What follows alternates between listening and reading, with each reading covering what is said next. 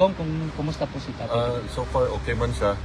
Medyo namayat gamay mo to tong gimbagan nga mukaon.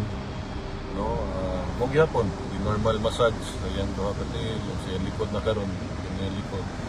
O gusto niya ipabot sa mga Pilipino na don't worry daw about him because he was born to sacrifice. So sa mula pa daw sa umpisa para sa taong bayan yung sakripisyo. Sir, hindi pa kumakain si dating Pangulo, sir? Gakaon siya pero karon medyo namayat. Kita na ko namayat. Ito kung gisultian na kaugdaghan. Sir, kumusta yung medical, sir? Kompleto yung Okay tambal? naman siya. Healthy siya. Okay ra So, siya. Pero namayat lang. Kaya murag nihinay. siguro siya. Bisag ako siguro na ako diya sulod. Gusto Pero lucky. 55 days na po ba ya, ha? It's too much. Wala pa pa. Wala. Sir, unsa imong message para sa mga kababayan nato na nagsuporta sa imuha actually? Sa currently, sir, ang PDP laban na sila'y gibuhat na murag political gathering. Salamat kayo sa mga Pilipino, labi na sa mga Dabawin yung nagsuporta sa ako. Hantod karon, salamat sa inyong pagsalig. Kunya na po dito ipapa si Presidente, gusto niya one word lang, salamat daw. Salamat. Salamat. Ora daw. Yan yung kasulti. Wala siya additional kung sa maabot ng election. Mura to. Choose a unsa to yung sulti. Kay nagsugod daw ang Pilipinas sa struggle. So choose a leader na fit to govern the Philippines.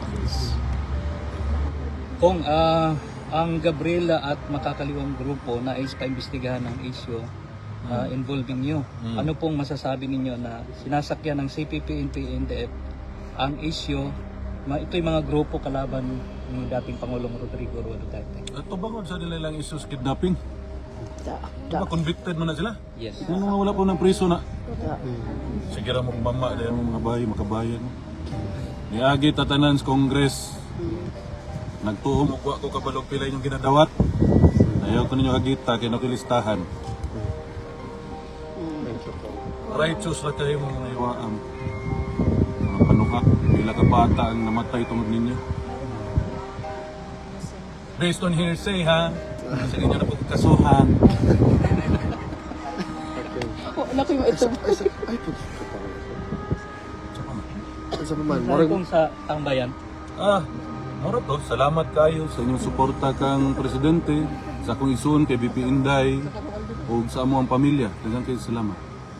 Pangayoon na po namo nga padayon ang pag-ampo para sa health sa among amahan. Salamat tayo. Salamat po. Unsa day sekreto nimo kung anong nisamot daw kagwapo diri sa dahi? Guwapo man ang Gwapog hangin. Anhi mo tanan diri para magwapo tanan.